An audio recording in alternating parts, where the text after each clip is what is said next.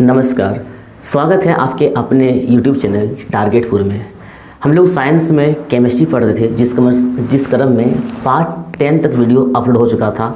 8 part, आज जो है सो पार्ट 11 है। आज हम लोग क्या पढ़ेंगे? मिश्रण के प्रकार और निलंबन, कोलाइड, विलयन के प्रकार। ठीक है, इनसे पहले हमारा जो पार्ट 10 आया था उसमें मिश्रण के कुछ प्रकार को पढ़े थे और कुछ बाकी था। तो जो बाकी है मिश्रण के प्रकार में, आज उनको देखेंगे। जो इनसे संबंधित जो मिश्रण के कुछ प्रकार हम बता चुके हैं पार्ट 10 में, तो डिस्क्रिप्शन में लिंक दिया हुआ है, या फिर आप प्लेलिस्ट से जाकर उन वीडियो को पहले देख लें, तो आपको यह वीडियो ज़्यादा समझ में आएगा। ठीक है, आज हम लोग क्या पढ़ेंगे? मिश्रण के प्रकार। तो मिश्रण के प्रकार यह एक ऐसा साइंस, एक क्रम से कॉन्सेप्ट के साथ पढ़ रहे थे, और मैंने आपसे वादा भी किया था कि केमिस्ट्री को आपके खून में दौड़ाना है।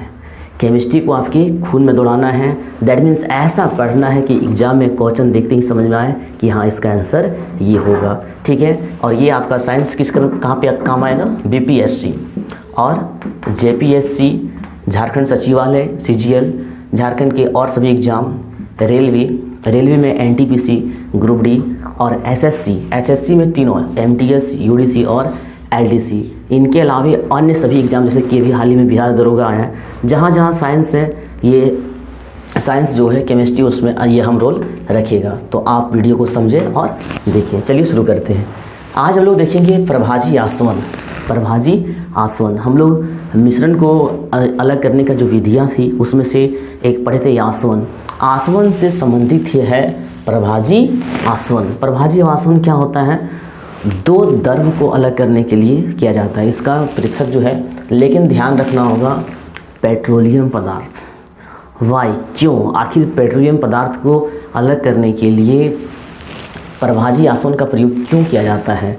तो प्रभाजी आसवन में वैसे लिक्विड को, वैसे द्रव को अलग किया जाता है जिसका बॉइलिंग पॉइंट जो होता है, जिसका क्वथनांक जो होता है, क्या होता है, बहुत, कहने का मतलब दो द्रवों के बीच का जो डिफरेंस होता है, मान लीजिए कि एक पेट्रोल है और एक डीजल है, दोनों का जो बॉइलिंग पॉइंट है ज़्यादा डिफरेंस नहीं हो, 2-4 या फिर 2-4 या 3-4, यानी हल्का डिफरेंस हो, ज़्यादा डिफरेंस नहीं हो। आपने हमारा आसवन विधि में क्या देखा था कि आसवन विधि में वैसे मिश्रण को अलग किया जाता है।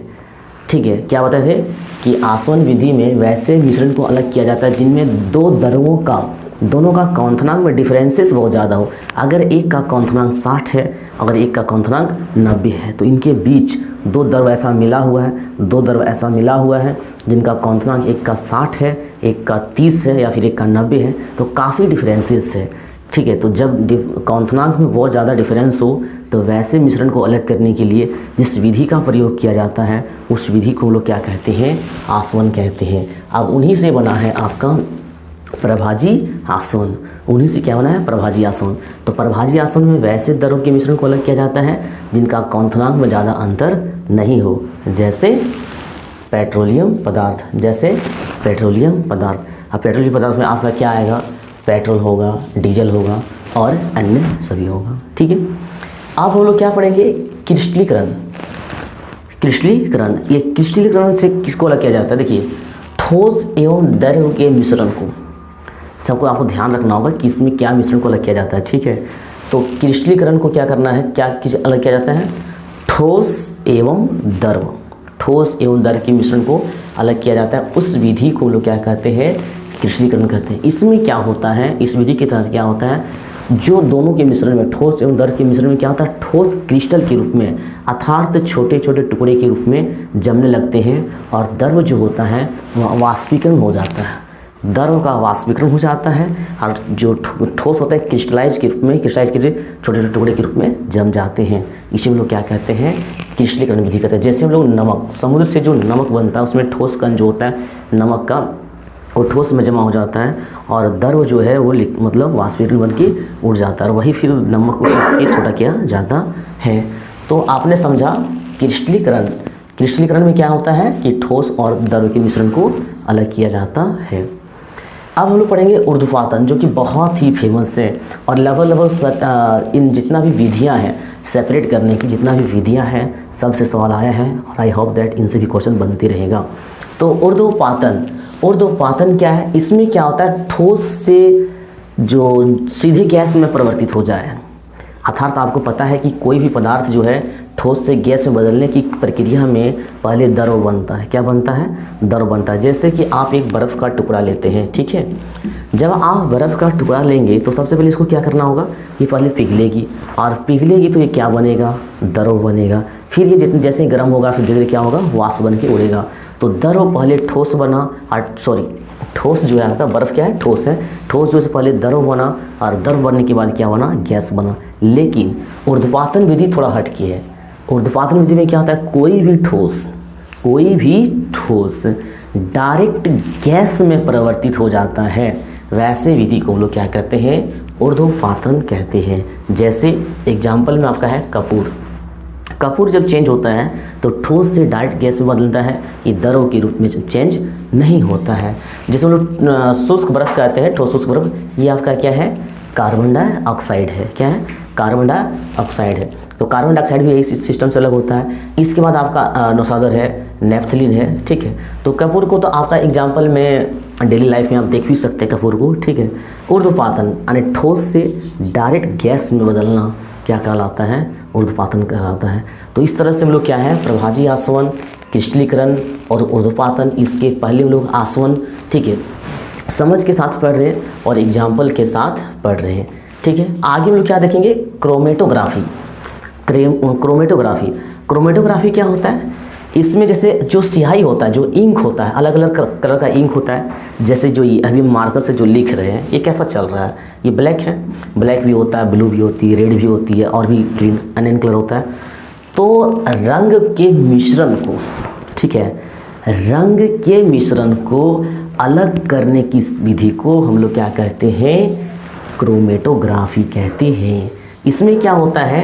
एक सिस्टम होता है, एक विधि कार्य करती है। उस विधि को लोग कहते हैं अधिशोषण। क्या कहते हैं? अधिशोषण। अधिशोषण का मतलब समझेंगे, साइंस में एक एक वर्ड को समझेंगे ताकि आपका खून में साइंस दौड़ते रहे और एग्जाम में क्वेश्चन देखते ही सॉल्व हो सके। अधिशोषण क्या होता है? उसमें एक सिलिका जेल का प्रयोग किया जाता है। ये जो क्रोमेटोग्राफी विधि है, इसमें एक सिलिका जेल का प्रयोग किया जाता है, और वो सिलिका जेल क्या करती है? अपने में, दैट मीन्स सिलिका जेल अपने में अलग अलग रंगों को ऑब्जर्व करती है, और अलग अलग मतलब जैसे कि मान लीजिए ये सिलिका है तो यहाँ अलग अलग कलर है, रेड, ब्लू, ब्लैक और कलर है, तो ये यहाँ पे रेड को जमा करेगी, यहाँ पे कलर ब्लू को, यानी अलग अलग रंग को अलग अलग हिस्से में जमा करेगी, ठीक है। इस विधि को हम लोग अधिशोषण कहते हैं। तो इस प्रकार हम लोग क्या हुआ? मिश्रण के प्रकार को देखे। क्या देखे? मिश्रण को प्रकार को देखे। आसवन आपने समझा, प्रभाजी आसवन समझा, और ऊर्ध्वपातन भी समझे, और क्या समझा? क्रोमेटोग्राफी समझा, ठीक है। अब आगे बढ़ते हैं। अब हम लोग चर्चा करेंगे विलयन के बारे में। क्या चर्चा करेंगे? विलयन क्या होता है?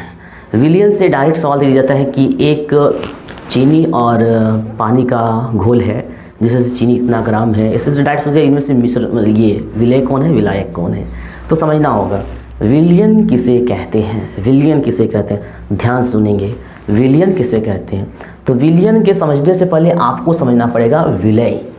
विलय क्या होता है, विलायक क्या होता है, तब जाके आपको समझ में आएगा कि विलयन क्या होता है। विलयन को डायरेक्ट कह दीजिए घोल, ठीक है। विलयन को डायरेक्ट क्या कह दीजिए? घोल। कैसा घोल? चीनी पानी, सिंपल सी बात, नमक पानी, किसी भी चीज़ का घोल को कह दीजिए विलयन। जैसे हमने चीनी और पानी को घोला, तो चीनी और पानी को जब घोले तो इस घोल को, दैट मीन्स उस शरबत को क्या कहेंगे? विलयन कहेंगे। अब समझिए, उस समय विलयन में हमेशा याद रखिएगा कि विलय की मात्रा कम होती है। किसी भी तरीके से एग्जाम में पूछ सकता है, बट कॉन्सेप्ट क्लियर होना चाहिए, रगों में केमिस्ट्री होना चाहिए।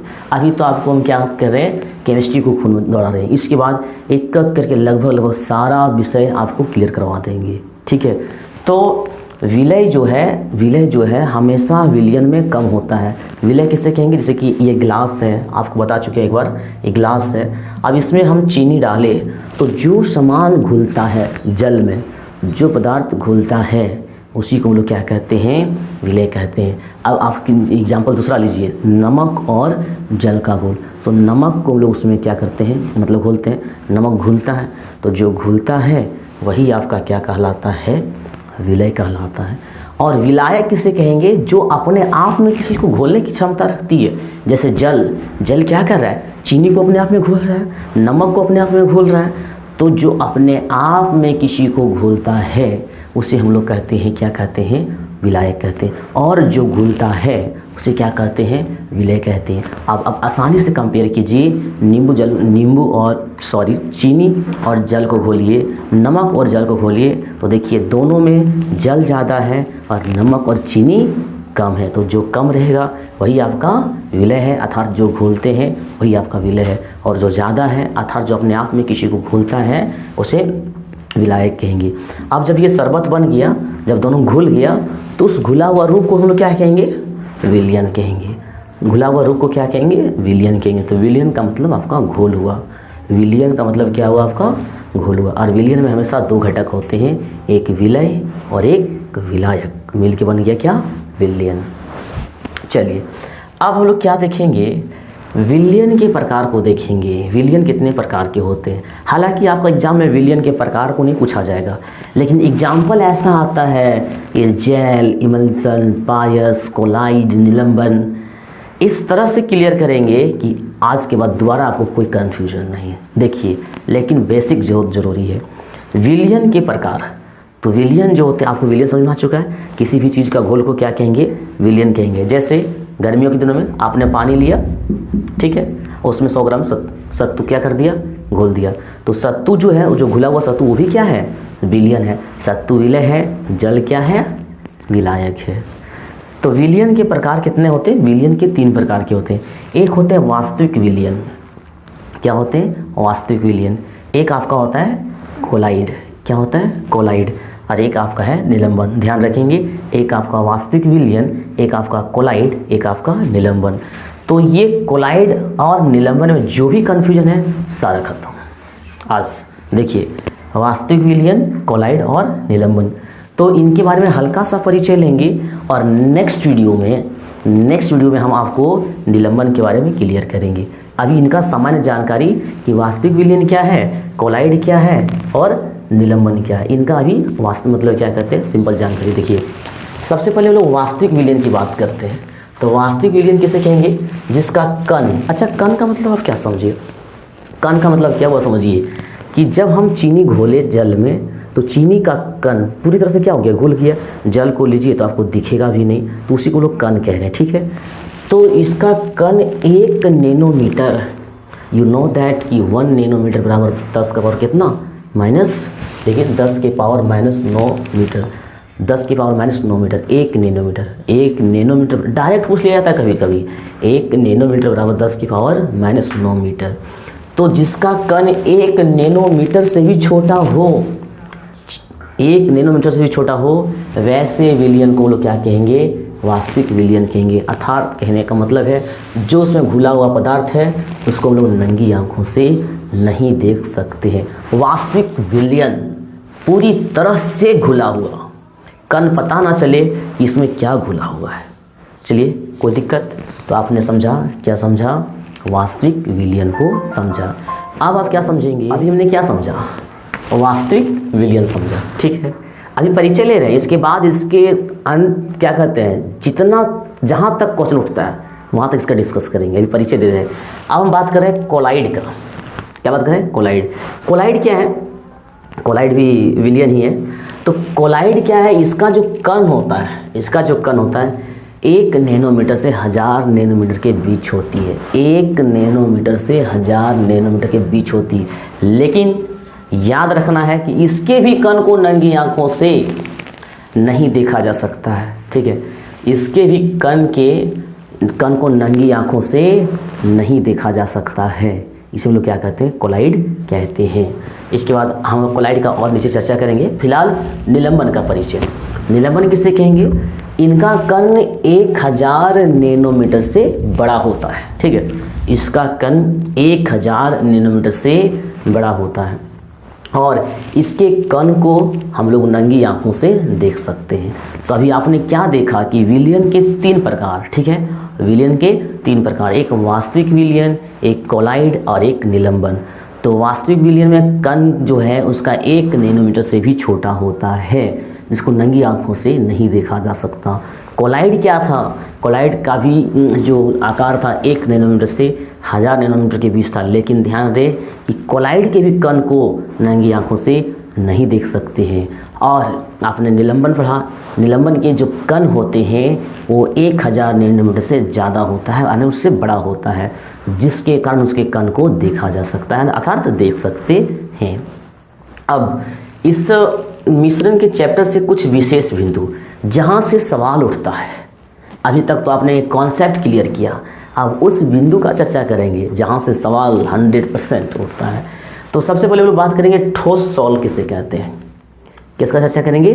ठोस सॉल किसे कहते हैं। ध्यान देना है, देखिए ठोस एवं ठोस, अगर दो ठोस का मिश्रण हो, दो ठोस का मिश्रण हो, ठोस और ठोस का मिश्रण हो, तो उसे लोग क्या कहेंगे? ठोस सोल कहेंगे। क्या कहेंगे? ठोस सोल कहेंगे। जैसे आपने रत्न के बारे में नाम सुना होगा, रत्न जैसे कि ये लोग अंगूठी के नाम पर उसको पहनते भी है, रत्न जो होते हैं। तो रत्न जो है, जो आपका रत्न है वो क्या है? ठोस है, वो ठोस का ठोस विलीन है, उसमें 2-3 पदार्थ का मिला हुआ होता है। इनके अलावा आप रंगीन कांच ले सकते हैं, रंगीन कांच, उसमें भी 2-3 ठोस है। तो ठोस और ठोस के मिश्रण को हम लोग क्या कहेंगे? ठोस सॉल कहेंगे। ठीक है, अब बात करते हैं केवल सॉल का। सॉल किसे कहते हैं? सॉल, तो सॉल किसे कहेंगे? ठोस और द्रव के मिश्रण को, ठोस और द्रव के मिश्रण को, अर्थात जैसे कि आपने चीनी पानी और जल और पानी का मिश्रण देखा, तो चीनी पानी में क्या है? चीनी पानी में एक ठोस है और एक क्या है? द्रव है। चीनी ठोस है, द्रव क्या, जल क्या है? द्रव है। तो जिसमें एक ठोस और एक द्रव हो, जिसमें एक ठोस और एक द्रव हो, उसे हम लोग क्या कहते हैं? सोल कहते हैं। इस एग्जाम में डायरेक्ट पूछ लिया जा सकता है कि एक ठोस एवं एक द्रव के मिश्रण को क्या कहते हैं? उसको सॉल कहते हैं। और ठोस के मिश्रण को क्या कहते हैं? उसको लोग सॉल कहते हैं, ठोस सॉल कहते हैं। आगे धुआं किसे कहते हैं? धुआं क्या है? ठोस और गैस का मिश्रण है, ठोस और गैस का मिश्रण है। जैसे कि धूलकण, धुआं, धूलकण क्या है? धूलकण एक ठोस के कण ही है, धूलकण एक ठोस के कण ही है जो हवा में मिले रहते हैं। तो धूल जो होते हैं वो आपका धुआं कैटेगरी में आता है। ठीक है, इस तरह से आपने ठोस सोल, सोल और धुआं के बारे में पढ़ा। एक बहुत ही बड़ी सवाल, पायस और इमल्सन। पायस को ही इंग्लिश में लोग कहते हैं इमल्सन कहते हैं, समझेंगे। अब पायस और इमल्सन ये क्या है? द्रव का द्रव में मिश्रण, दो लिक्विड का मिश्रण हो, दो लिक्विड का मिश्रण। अभी आपने सोल के बारे में पढ़ा था कि एक ठोस एक जल, एक ठोस एक द्रव, एक ठोस एक द्रव, चीनी ठोस और जल द्रव। इसी तरह से अगर दो मिश्रण केवल द्रव हो, दो मिश्रण केवल द्रव हो, तो उसे लोग क्या कहेंगे? पायस कहेंगे। इमल्सन कहेंगे। दूध में पानी डालते जाओ, दूध पानी दोनों मिला दो, तो दोनों क्या है? लिक्विड है। और ऐसे मिश्रण को लोग क्या कहते हैं? पायस कहते हैं और इमल्सन कहते हैं। ठीक है, अब लोग पढ़ेंगे जेल। जेल, इससे भी बहुत ज़्यादा सवाल आता है, जेल, और यहाँ कन्फ्यूजन इतना होता है अच्छी तरह से नहीं पढ़ने से। देखिए ठोस में द्रव का मिश्रण, और आप याद रखेंगे अभी हम सोल के बारे में क्या बताए थे? सोल में बताए चीनी और जल का मिश्रण को क्या कहेंगे? सोल कहेंगे। वहाँ भी ठोस द्रव है। और जेल क्या है? यहाँ भी ठोस द्रव है। डिफरेंस क्या है? डिफरेंस क्या है? देखिए सोल में क्या होता है? ठोस और द्रव में, जिसमें द्रव ज़्यादा हो, ठोस और द्रव दो ऐसे मिश्रण जिसमें द्रव की मात्रा ज़्यादा हो, लिक्विड की मात्रा ज़्यादा हो, उसे सॉल कहेंगे। चीनी पानी में पानी की मात्रा ज़्यादा होता है। और जेल में क्या कहेंगे? जेल में जिसमें ठोस और द्रव का ऐसा मिश्रण जिसमें ठोस की मात्रा ज़्यादा हो। जैसे आप पनीर लीजिए, ठीक है, पनीर, तो पनीर क्या है? ठोस है, लेकिन उसमें द्रव है, पानी है। पनीर को आप उसको दबाइए, और जैसे ही पनीर को दबाएंगे तो उसे क्या निकलेगी? पानी निकलेगी। अर्थात पानी कम है और ठोस ज़्यादा है, तो ऐसा मिश्रण को हम लोग क्या कहेंगे? जेल कहेंगे। क्या कहेंगे? जेल कहेंगे। अब बात करेंगे हम लोग एरोसोल। एरोसोल किसे कहते हैं? एरोसोल किसे कहते हैं? गैस का द्रव में मिश्रण, गैस और द्रव का मिला हुआ। अब यहाँ देखिए आपको बताए थे गैस और द्रव, इसमें गैस ज़्यादा होगा, जैसे बादल। एरोसोल में क्या होता है? गैस और द्रव, गैस और द्रव मतलब पानी मिला हुआ। जैसे बादल, तो बादल आप लेंगे तो बादल देखिए एग्जाम्पल में बादल लीजिए, धुंध लीजिए, कोहरा लीजिए, तो बादल क्या है? देखते हैं बादल क्या है? गैस है। लेकिन उस बादल में पानी की मात्रा होती है, लेकिन बादल ज़्यादा और पानी की मात्रा कम होती है। तो वैसा मिश्रण यानी गैस और द्रव के मिश्रण को लोग क्या कहते हैं, एरोसोल कहते हैं। लेकिन ध्यान रखना है ये गैस क्या होता है, उसमें ज़्यादा होता है। इस तरह से हमने क्या किया, पायस, जेल, एरोसोल, सोल, ठोस, धुआं। फिर परिचय के तौर पर हम लोग वास्तविक, विलयन, कोलाइड, निलंबन, इनके अलावा विलयन में विलय क्या होता है और मिश्रण के प्रकार को देखा। आपको क्या करना है, कमेंट्स में जाके कमेंट करना है कि क्या आपके खून में केमिस्ट्री दौड़ा कि नहीं दौड़ा। अगर दौड़ा तो आप कमेंट में कमेंट जरूर करें और वीडियो को ज़्यादा से ज़्यादा शेयर करें, सब्सक्राइब करें हमारे चैनल को और लाइक करना ना भूलें। हम लोग मिलेंगे नेक्स्ट वीडियो में। आज के लिए बस इतना ही।